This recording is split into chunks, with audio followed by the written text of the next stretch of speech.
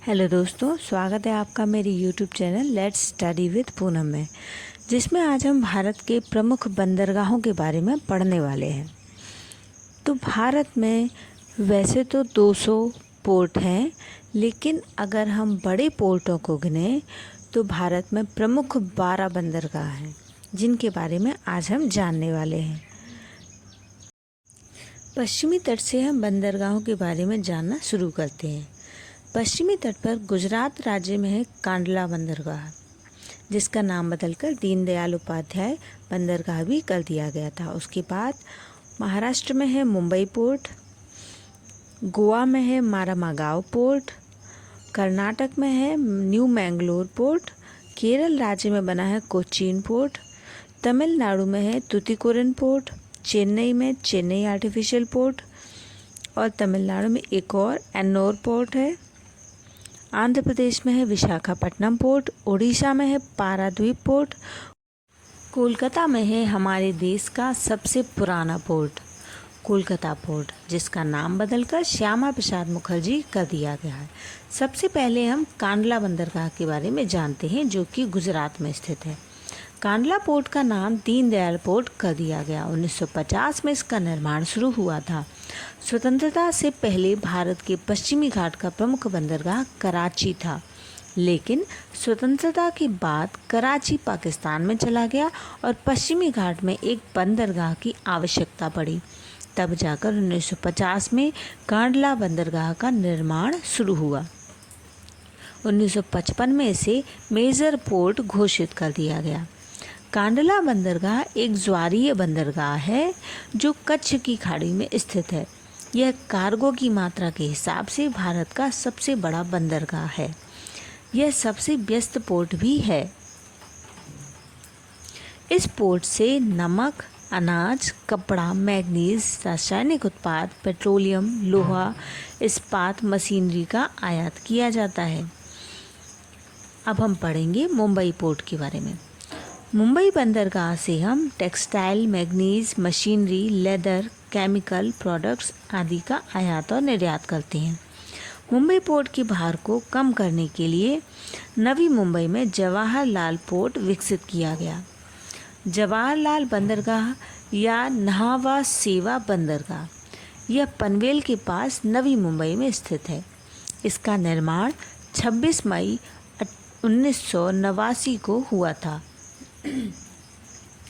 ये largest container port है। यह पोर्ट कुल कंटेनर्स का 56% संभालता है।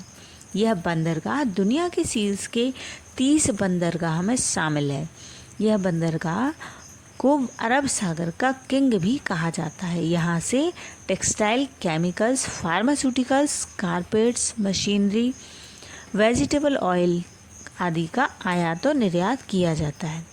जल परिवहन के माध्यम से किसी भी सामान को बहुत बड़ी मात्रा में एक जगह से दूसरी जगह ले जाया जा सकता है, और वो भी काफ़ी सस्ती दरों पर, जबकि किसी अन्य माध्यम से इतनी बड़ी मात्रा में आदान प्रदान महंगा पड़ता है। अन्य परिवहनों के माध्यम की अपेक्षा जल परिवहन इको फ्रेंडली भी साबित होता है। अब हम पढ़ेंगे गोवा पोर्ट के बारे में। गोवा राज्य में मारामागाव पोर्ट 1964 में सेंट्रल गवर्नमेंट ने मेजर पोर्ट के रूप में घोषित किया था। यह पोर्ट ज्वारी नदी पोर्ट है। यह गोवा में ज्वार नद मुख पर स्थित है।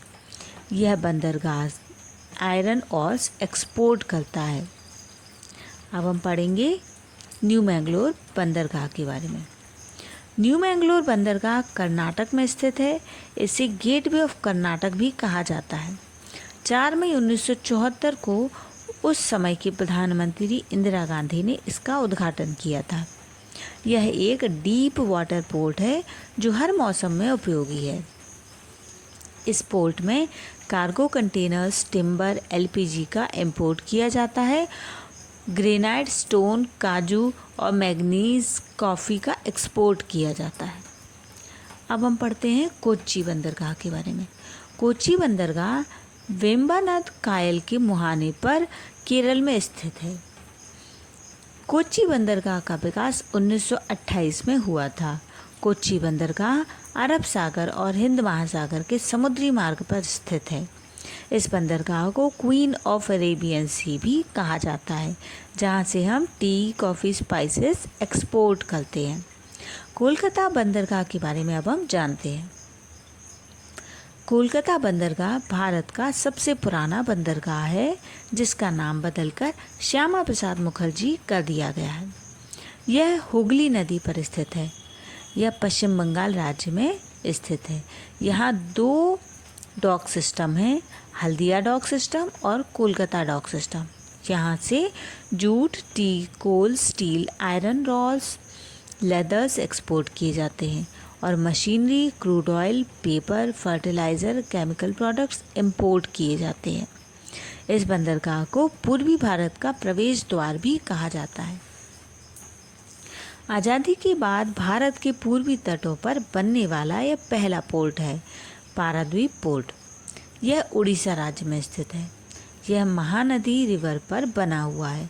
1962 से 1965 में गवर्नमेंट ऑफ उड़ीसा के अधीन था और 1966 में भारत सरकार ने इसे मेजर पोर्ट घोषित किया। यह बंदरगाह आज़ादी के बाद पूर्वी तट पर बना पहला बंदरगाह है। यहाँ से आयरन, एल्यूमिनियम को जापान भेजा जाता है। अब हम पढ़ेंगे आंध्र प्रदेश में स्थित विशाखापट्टनम बंदरगाह के बारे में। यह पूर्वी घाट का बड़ा बंदरगाह है। इस पोर्ट पर 3 डॉक सिस्टम हैं, आउटर डॉक, इनर हार्बर और फिशिंग हार्बर। इसे दिसंबर में 1933 में विकसित किया गया था। विशाखापट्टनम पोर्ट स्थल से घिरा हुआ एक प्राकृतिक बंदरगाह है और डॉल्फिन नोज पहाड़ी भी यहीं स्थित है। लौह अयस्क के निर्यात हेतु यहाँ एक बाहरी पोताश्रय का विकास किया गया।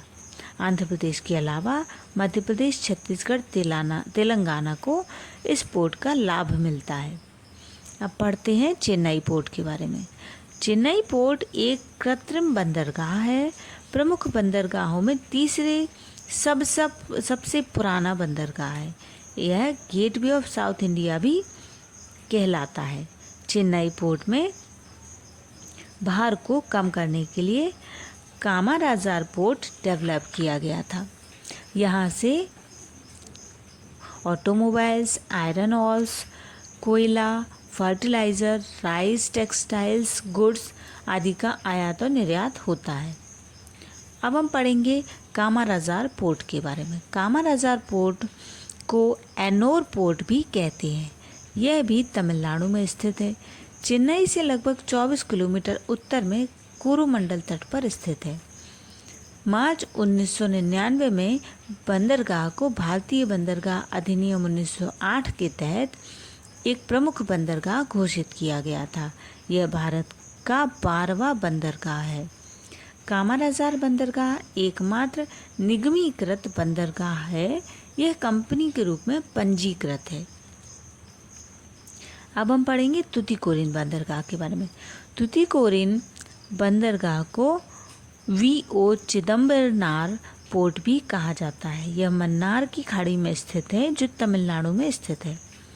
जुलाई 1974 में इसे प्रमुख बंदरगाह के रूप में घोषित किया गया था।